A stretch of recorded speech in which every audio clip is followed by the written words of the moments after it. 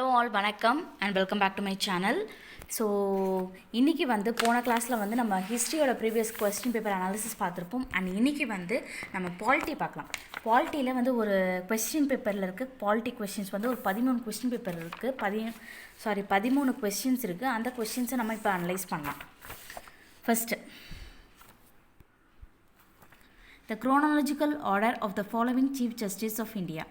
So இன்னும் ஒரே ஒரு விஷயந்தான், இந்த குரோனாலஜிக்கல் ஆர்டர்லாம் ஞாபகம் வச்சுக்கிறது ரொம்பவே கஷ்டம். ஸோ சொன்ன மாதிரி வந்து நமக்கு அந்த குரோனாலஜிக்கல் ஆர்டரை வந்து ஞாபகம் வச்சுக்கிறது ரொம்ப கஷ்டம். பட் இப்போ இருக்கிறதுனால ஜஸ்ட் நீங்கள் பார்த்து மட்டும் வச்சுக்கோங்க. ஃபஸ்ட்டு யார் வருவான்னா யோகேஷ்குமார் சபர்வால். செகண்ட் வந்து பார்த்திங்க அப்படின்னா கேஜி பாலகிருஷ்ணன். தேர்ட் வந்து சரோஷ் ஹோமி கப்பாடியா. அல்டாமாஸ் கபீர். ஓகே, இது ஞாபகம் வச்சுக்கிறது உண்மையிலே கஷ்டம். இதுன்னு மட்டும் இல்லை, மித்த பிரைம் மினிஸ்டர், பிரசிடென்ட் அப்படி இந்த குரோனாலஜிக்கல் ஆர்டர் படி ஞாபகம் வச்சுக்கிறது கஷ்டம். ஒன்று மட்டும், இப்போ யார் இருக்கா, ஃபஸ்ட்டு யார் இருந்தால், அதில் உமன் யார் ஃபஸ்ட்டாக வந்தால், இதை மட்டும் டீட்டெயில்ஸ் மட்டும் பார்த்து வச்சுக்கோங்க. ஸோ இதில் வந்து ஒரு சின்ன இன்ஃபர்மேஷன் வந்து நம்ம தெரிஞ்சுக்கலாம் இல்லையா. கேஜி பாலகிருஷ்ணன் இவர் யார் அப்படின்னா, இவர் ரொம்ப முக்கியம். ஏன்னா இவர் தான் பார்த்தீங்கன்னா ஃபஸ்ட்டு ஜட்ஜ் ஃப்ரம் தலித். அந்த டிப்ரெஸ்டு கிளாஸ்லேருந்து வந்த ஃபர்ஸ்ட் ஜட்ஜ் யாருன்னு கேட்டாங்கன்னா கேஜி பாலகிருஷ்ணன். எந்த இயர்னா 2000. இவர் வந்து பார்த்திங்கன்னா சுப்ரீம் கோர்ட்டோட சீஃப் ஜஸ்டிஸாக எப்போ வந்தார் பார்த்தீங்கன்னா 2007. அடுத்த இன்ஃபர்மேஷன், சுப்ரீம் கோர்ட் எப்போ எஸ்டாப்ளிஷ் பண்ணாங்க அப்படின்னா 28th January 1950. ஸோ நிறைய பேர் மிஸ்டேக் பண்ணுறது விஷயம் என்னென்னா, இதை வந்து 26th January 1915 போட்டுருவாங்க. ஸோ 26 ஒரு 2 நாள் கழித்து தான் சுப்ரீம் கோர்ட் வந்து எஸ்டாப்ளிஷ் பண்ணியிருப்பாங்க. 28th January 1950. அண்ட் 1958 தான் வந்து பார்த்திங்கன்னா இப்போ இருக்க ப்ரெசன்ட் பில்டிங் இருக்குல்ல, சுப்ரீம் கோர்ட்டுக்குன்னு ஒரு பில்டிங் இருக்குது பாருங்கள், அங்கே ஷிஃப்ட் ஆனது. அதுக்கு முன்னாடி பார்லிமெண்ட்டில் ஒரு பில்டிங்கில் தான் வந்து பார்த்திங்கன்னா ஒரு ரூம் சொல்ல முடியாது, ஒரு பில்டிங்கில் தான் கார்னரில் அவங்களுக்கு சுப்ரீம் கோர்ட் வைக்கிறதுக்கு இடம் கொடுத்துருந்தாங்க. அதுக்குன்னு தனியாக பில்டிங் கட்டி போனது. இப்போ இருக்கிற பில்டிங் எப்போ கட்டி போனாங்கன்னு பார்த்தீங்கன்னா 1958. ஸோ இந்த இன்ஃபர்மேஷன் மட்டும் தெரிஞ்சுக்கிட்டால் போதும். இது மட்டும் இல்லாமல் first chief justice of India யாருன்னு கேட்டாங்கன்னா Harilal J Kania. Harilal. So handwriting மோசமாக இருந்தால் பரவாயில்ல, நீங்கள் இன்ஃபர்மேஷன் மட்டும் தெரிஞ்சுக்கோங்க. ஸோ இந்த கொஷின்லேருந்து நம்ம இப்போ என்ன தெரிஞ்சுக்கிறோன்னா, கேஜி பாலகிருஷ்ணன் பற்றி தெரிஞ்சுக்கலாம். இவர் பார்த்தீங்கன்னா first judge from Dalit, depressed கிளாஸ்லேருந்து வந்த ஃபஸ்ட்டு ஜட்ஜ் வந்து இவர். ஸோ 2000 வந்தார். அதே மாதிரி ஃபஸ்ட்டு சீஃப் ஜஸ்டிஸ் ஆஃப் இந்தியாவாக 2007 வந்து வந்தார். ஓகே, அடுத்தது first chief justice of India யாருன்னு கேட்டாங்கன்னா Harilal J Kania. And supreme court எப்போ எஸ்டாப்ளிஷ் பண்ணாங்கன்னா 28th January 1950. அண்ட் 1958 இப்போ இருக்க ப்ரெசன்ட் பில்டிங்க்கு ஷிஃப்ட் ஆனாங்க. இதுக்கு முன்னாடி எங்கே இருந்தாங்கன்னா பார்லிமெண்ட்டில் ஒரு பில்டிங்கில் இருந்தாங்க. Okay, second question. Which one of the following is not a key recommendation put forward by the Justice Verma Committee 3rd February 2013? So, Verma Committee establish பண்ணவர் யாருன்னு பார்த்தீங்க அப்படின்னா இந்த பேர்லேயே இருக்கிறது தான், ஜஸ்டிஸ் வெர்மா தான். ஸோ எப்போ அப்படின்னா 3rd February 2013. ஸோ இதில் வந்து கொஸ்டினில் என்ன இப்போ கேட்டிருக்காங்கன்னா, எதெல்லாம் ரெக்கமெண்டேஷனில் இல்லாதது அப்படின்னு கேட்டிருக்காங்க. அப்போது இந்த வெர்மா கமிட்டி வந்து பார்த்திங்கன்னா ஒரு நிறைய லிஸ்ட் ஆஃப் இதை வந்து பார்த்திங்கன்னா ரெக்கமெண்ட் பண்ணியிருப்பாங்க. ஸோ அப்படி இல்லாதது பார்த்திங்கன்னா இந்த ரெக்கமெண்டேஷன் ஆஃப் டெத் பெனால்ட்டி இந்த rarest of the rare cases. So இது எதுக்கு வெர்மா கமிட்டி பார்த்திங்கன்னா, பெண்களுக்கு அகெயின்ஸ்டாக நடக்கிற குற்றங்களுக்கு, க்ரைம்ஸுக்கு வந்து போடப்பட்டது தான் இந்த வெர்மா கமிட்டி. அதாவது ஃபஸ்ட்டு எதுனா, அந்த குழந்தைங்க படிக்கிறதுல வந்து பார்த்திங்கன்னா பாலின பாகுபாடு இருக்கக்கூடாது. அடுத்தது கடத்தல், எண்ட் டு ஹியூமன் டிராஃபிக்கிங் அப்படின்னா என்னென்னா கடத்தல். ஸோ அதுக்கு முற்றுப்புள்ளி வைக்கிற மாதிரி. அடுத்தது வந்து பார்த்திங்கன்னா கான்ஃப்ளிக்ட் ஜோன்ஸில் வந்து பார்த்திங்கன்னா உமனை வந்து பார்த்திங்கன்னா மிஸ்யூஸ் பண்ணக்கூடாது. ஸோ அடுத்தது என்னென்னு பார்த்திங்கன்னா, இது மட்டும் இல்லாமல் இந்த 3 விஷயங்கள் மட்டும் இல்லாமல் நிறைய விஷயங்கள் இருக்கும். இன்னொன்று என்னென்னா எலக்டோரல் ரிஃபார்ம்ஸு, அதாவது அந்த ரெப்ரசன்டேஷன் ஆஃப் பீப்புள்ஸ் ஆக்ட் இருக்கு இல்லையா, அந்த ரெப்ரசன்டேஷன் ஆஃப் பீப்புள் ஆக்ட் 1951 வந்து அமெண்ட்மெண்ட் பண்ணுறபடி ரெக்கமெண்ட் பண்ணியிருப்பாங்க. ஏன்னா ஸோ கேண்டிடேட்ஸை டிஸ்குவாலிஃபை பண்ண சொல்லியிருப்பாங்க. அப்படி கேண்டிடேட்ஸை என்ன பண்ணால் டிஸ்குவாலிஃபை பண்ணுவாங்கன்னு கேட்டாங்கன்னா, so the candidates who are committing sexual offences அவங்களாம் வந்து பார்த்தீங்கன்னா எலெக்ஷன்லேயே நிற்காத முடியாத அளவுக்கு டிஸ்குவாலிஃபை பண்ணணும் அப்படின்னு சொல்லிட்டு ரெக்கமெண்ட் பண்ணியிருப்பாங்க. ஓகே, ஸோ இதுதான் பார்த்திங்கன்னா வெர்மா கமிட்டி. ஸோ பெண்களுக்கு க்ரைம்ஸ் வந்து பார்த்திங்கன்னா on crimes against women, recommendation on crimes against women, பெண்களுக்கு எதிராக நடக்கிற குற்றங்களுக்கு அகெயின்ஸ்டாக வந்து பார்த்திங்கன்னா நம்ம அந்த வெர்மா கமிட்டி வந்து ரெக்கமெண்ட் பண்ணியிருப்பாங்க. அதே மாதிரி சைல்ட் செக்ஷுவல் அப்யூஸும். அடுத்தது, which commission recommend 27% reservation of the backward committee? ஆப்வியஸாக நமக்கு தெரியும் மண்டல் கமிஷன். ஸோ இது எப்போ வந்து ரிப்போர்ட்டு அதாவது ரெக்கமெண்ட் பண்ணியிருப்பாங்க அப்படின்னா மொரார்ஜி தேசாய் பீரியடில் 1979. ஸோ 83 ஒரு தடவை ரிப்போர்ட் கொடுத்துருப்பாங்கன்னு நினைக்கிறேன். 83 வந்து விபி சிங் ரிப்போர்ட் கொடுத்துருப்பாரு. அது எப்போ இம்ப்ளிமெண்ட் பண்ணாங்கன்னு கேட்டாங்கன்னா 92 இம்ப்ளிமெண்ட் பண்ணியிருப்பாங்கங்க. ஸோ இது ரொம்ப முக்கியம். 27%. ஸோ இந்த 27%ல் ஸோ என்னென்னா டோட்டல் ரிசர்வேஷன் பார்த்திங்கன்னா 50% ரீச் பண்ணக்கூடாது. அப்போ 27% கொடுக்குறதுனால தான் மொத்தமாக எஸ்சி எஸ்டி ஓபிசி மூணுத்துக்கும் சேர்த்து வந்து பார்த்திங்கன்னா 27% இருக்கும். ஓகே, அடுத்தது வந்து பார்த்திங்கன்னா ஒவ்வொரு கமிஷனாக பார்த்தலாம். இந்த சர்க்காரியா கமிஷன் எதுக்குன்னா ஸோ இந்த சென்ட்ரல் ஸ்டேட் ரிலேஷன்ஷிப்பை மெயின்டைன் பண்ணுறதுக்கு. அண்ட் இதுக்கு ஜஸ்டிஸ் யாருன்னு பார்த்தீங்கன்னா இவர் பேர்லேயே இருக்கும், ரஞ்சித் சிங் சர்க்காரியா. அடுத்தது கலாக்கர் கமிஷன் அப்படிங்கிறது பார்த்தோன்னா ஃபஸ்ட்டு பிசி கமிஷனோட சேர்மேன் யாருன்னா இந்த கலால்கர் 1953. இதெல்லாம் கொஸ்டின் ஏரியா. ஸோ கலால்கர் யார் அப்படின்னா ஃபஸ்ட்டு பிசி கமிஷனோட சேர்மன் 1953.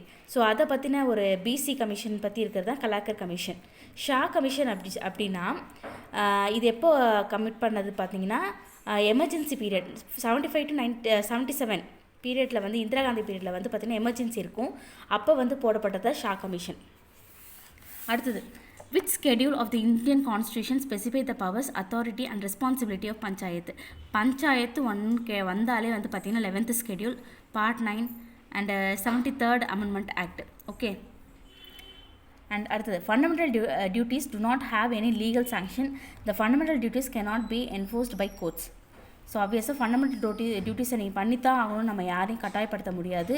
ஸோ இது பண்ணலை அப்படின்னு நம்ம கோர்ட்டுக்கும் போக முடியாது. அதுதான் இது. And 73rd Constitution Amendment Act 1992 acts inserts certain provisions into Part 9 of the Constitution. So, நாளையா panchayat related ஆன ஒரு terms.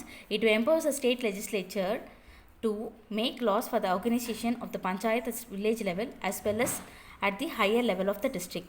அதாவது நம்ம வந்து இந்த பஞ்சாயத்துக்கு வந்து பார்த்திங்கன்னா இந்த DPSP directive principles of state policy வந்து ரெக்கமெண்ட் பண்ணியிருக்கோம். அது என்ன ஆர்டிக்கல்னு பார்த்தீங்கன்னா ஆர்டிக்கல் 40. ஸோ அப்போ பார்த்தீங்கன்னா 2 ஸ்டேட்மெண்ட்டும் கரெக்டு. அடுத்தது, which article deals with administrative tribunals அப்படின்னா ஆர்டிக்கல் 323A 323 நான் வச்சுக்கோங்க. ஏ அட்மினிஸ்ட்ரேட்டிவ்னால ஏ 323A. அடுத்தது, ஹைகோர்ட் ஜட்ஜோட வயசை வந்து பார்த்திங்கன்னா 62லேருந்து 65 வந்து எந்த அமெண்ட்மெண்ட் ஆக்ட் வந்து இன்க்ரீஸ் பண்ணியிருக்கோம் அப்படின்னு கேட்குறாங்க. 104th amendment. யூஸ்வலாக சுப்ரீம் கோர்ட்டுக்கு வந்து 65 அண்ட் ஹை கோர்ட்டுக்கு வந்து 62 இருந்தது. இதை வந்து 65க்கு வந்து ரிட்டையர் ஆகணும் அப்படின்னு சொல்லிட்டு அமெண்ட்மெண்ட் கொடுத்தது எந்த அமெண்ட்மெண்ட் பார்த்தீங்கன்னா 104th அமெண்ட்மெண்ட். 104, அதாவது 62 to 65 வந்து பார்த்தீங்கன்னா 3 வயசு. அப்போ ஞாபகம் வச்சுக்கிறதுனா 1 - 4 வந்து 3 அப்படி நான் வச்சுக்கோங்க. 104th amendment.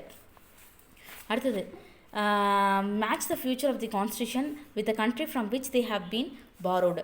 நம்ம வந்து நம்மளோட இந்தியன் கான்ஸ்டியூஷன் பார்த்திங்கன்னா பல நாடுகிட்டேருந்து கடன் வாங்கி நிறையா ஐட்டம்ஸை வந்து மிக்ஸ் அண்ட் மேட்ச் பண்ணி ஒரு லென்த்தியஸ்ட் கான்ஸ்டியூஷனாக வந்து நம்ம வந்து ப்ரிப்பேர் பண்ணியிருப்போம். ஸோ அப்படி வந்து பார்த்திங்கன்னா ரூல் ஆஃப் லா வந்து பார்த்திங்கன்னா இங்கிலாந்துலேருந்து நம்ம வந்து பாரோ பண்ணியிருப்போம். ஜுடிஷியல் ரெவ்யூ வந்து USA, idea of concurrent concept of concurrent வந்து அயர்லாண்ட் அண்ட் டிரெக்டிவ் பிரின்சிபல்ஸ் வந்து பார்த்தீங்கன்னா சாரி ரூல் ஆஃப் லா வந்து இங்கிலாந்து, ஜுடிஷியல் வந்து யூஎஸ்ஏ, ஐடியா ஆஃப் கன்கரண்ட் வந்து ஆஸ்திரேலியா, டிபிஎஸ்பி அயர்லாண்டு. அடுத்தது, இந்த நேஷ்னல் கமிஷன் ஃபார் உமன் வந்து எப்போ செட் பண்ணாங்க பார்த்தீங்கன்னா 1992. ஸோ உமன் பார்த்தீங்கன்னா 1992, நேஷ்னல் கமிஷன் ஃபார் பிசி பார்த்தீங்கன்னா 1993. ஏன்னா நம்ம ஓபிசி ரிசர்வேஷன் 1992ல் விபி சிங் வந்து ஸோ அதே மாதிரி 1992ல் ஓபிசி ரிசர்வேஷன் கொடுத்துருப்பாங்களே. அப்போ என்சிபிசி அப்படின்னா national commission for BC backward class 1993ல். ஸோ அடுத்தது வந்து நம்ம ஹியூமன் ரைட்ஸை பற்றி universal declaration of human rights எப்போ கொண்டு வந்துச்சுன்னா 1948. ஸோ கொஸ்டின் என்ன கேட்டிருக்காங்கன்னா விச் இஸ் ராங்லி மேட்ச்டு அப்படின்னு பார்க்குறப்போ American declaration of rights and declaration வந்து பார்த்திங்கன்னா 1958 கொடுத்துருக்கு. ஆக்சுவலாக இது 1948 வந்துச்சு. ஸோ நம்மளோட universal declaration of the human ரைட்ஸ்கோட முன்னோடி தான் இந்த American declaration of rights and duties of man. Okay, European social charter வந்து 1961. அண்ட் இது ரொம்ப முக்கியங்க, ICCPR international convenient civil and political rights வந்து 1966. ஸோ அடுத்த கொஷின் வந்து பார்த்தீங்கன்னா ஜேவிபி கமிட்டி ரிலேட்டடான ஒரு question. JVP committee was set up to examine the issue of linguistic reorganisation of Indian state. அதாவது மொழி வாரியாக மாநிலத்தை பிரிக்கிறத பற்றி குறிக்கிறது தான் இந்த ஜேவிபி கமிட்டியான்னு கேட்குறாங்க. எஸ், ஆப்வியஸாக அதுதான். ஸோ இதில் என்ன ஒரு ஸ்டேட்மெண்ட்னா, த கமிட்டி மெம்பர்ஸ் யாருன்னு பார்த்தீங்கன்னா ஜேவிபி ஜவஹர்லால் நேரு, வி வந்து வல்லபாய் பட்டேல் அண்ட் பி வந்து பட்டாபி சித்தராமையா. இதான் கரெக்டான ஆன்சர். ஆக்சுவலாக இங்கே என்ன கொடுத்துருக்காங்கன்னா ஏக்கும் பிக்கும் சம்மந்தமே இல்லாத மாதிரி கொடுத்துருக்காங்க. பட் என்ன ஆன்சர்னா சி தான் ஆன்சராக வரும். Both A and R are true. R is the correct explanation of A. Okay. So இதில் தெரிஞ்சுக்க வேண்டிய விஷயம் என்னன்னு பார்த்தீங்கன்னா, இந்த லிங்குவிஸ்டிக் கமிஷனுக்காக போடப்பட்ட முதல் கமிஷன் எதுன்னு பார்த்தீங்கன்னா எஸ்கே தார் கமிஷன். இது 1948 போடப்பட்டாங்க. ஸோ இது இவங்க என்ன பரிந்துரை செய்தாங்கன்னு பார்த்தீங்கன்னா, மாநிலங்களை வந்து மொழி வாரியாக பிரிக்கக்கூடாதுன்னு சொல்லிட்டு இவங்க வந்து சொல்லியிருப்பாங்க. அடுத்ததாக வந்து பார்த்தீங்கன்னா அதே வருஷம், இது வந்து ஜூலைன்னு நினைக்கிறேன், ஜூலை, இது டிசம்பரில் வந்து போட்டிருப்பாங்க ஜேவிபி கமிட்டி. 1948 தான். இவங்கக்கிட்ட வந்து இவங்க என்ன சொல்லுவாங்க அப்படின்னா, நாங்கள் எஸ்கேதார் சொன்னதே வந்து நாங்கள் பின்பற்றுறோம், இவங்க மொழி வாரியாக வந்து மாநிலங்களை பிரிக்க முடியாது அப்படின்னு சொல்லுவாங்க. அடுத்தது தான் வந்து பார்த்திங்க அப்படின்னா இந்த பொட்டி ஸ்ரீராமுலுன்னு சொல்லிட்டு இந்த பொட்டி கரெக்டாக எக்ஸாக்டாக தெரில, அவர் வந்து உண்ணாவிரதம் இருப்பார். 56 days வந்து உண்ணாவிரதம், 56 நாள் வந்து உண்ணாவிரதம் இருப்பார். ஸோ என்ன ஒருத்தர் வந்து பார்த்திங்கன்னா உண்ணாவிரதம் வந்து உயிரே விட்டுருவார். அதனால் பயந்துட்டு என்ன பண்ணுவாங்க, மொழி வாரிய ஃபஸ்ட்டு லிங்குவிஸ்டிக் ஸ்டேட்டாக வந்து பார்த்திங்கன்னா ஆந்திராவை வந்து பிரிச்சிருப்பாங்க. ஃபஸ்ட்டு லிங்குவிஸ்டிக் ஸ்டேட்டுன்னு கேட்டால் ஆந்திராவை தான் கொடுக்கணும் 1953. அதுக்கப்புறம் தான் ஒரு கமிட்டி திருப்பி போட்டிருப்பாங்க, அதுதான் ஃபசல் அலி கமிட்டி. அப்போ இவங்களோட பரிந்துரைப்படி என்ன சொல்லியிருப்பாங்கன்னா, ஓகே மொழி வாரியாக வந்து பிரிக்கலாம் அப்படின்னு ஒரு பரிந்துரை பண்ணியிருப்பாங்க. பரிந்துரை பண்ணிட்டு தான் நம்மளோட தமிழ்நாடு, மெட்ராஸ், பாம்பே எல்லாம் வந்து பிரித்தாங்க. அப்போ 1956 வந்து பார்த்திங்கன்னா 14 states and 6 யூனியன் டெரிட்டரிஸ் வந்து பிரிச்சிருப்பாங்க. ஓகே. அடுத்த கொஸ்டின் அண்ட் லாஸ்ட் ஒன் பார்த்துக்கலாம் இந்த வீடியோட. Delhi has not been accorded the status of the full state. Being capital of India, it occupies a special status. நம்மளோட கேபிட்டல், இந்தியாவோட கேபிட்டல் எதுன்னு பார்த்தீங்கன்னா new Delhi. இது ஆக்குபைஸ் ஸ்பெஷல் ஸ்டேட்டஸ். கரெக்ட், ஆமாம். இது வந்து பார்த்தீங்கன்னா has not been accorded the status of full state. So இது வந்து பார்த்திங்கன்னா ஆமாம், இதுங்களுக்கு வந்து பார்த்திங்கன்னா இந்த மாநிலத்துக்கு முழுமையான வந்து அந்தஸ்து வந்து வழங்கப்படலை. ஏன்னா இது வந்து ஒரு யூனியன் டெரிட்டரி.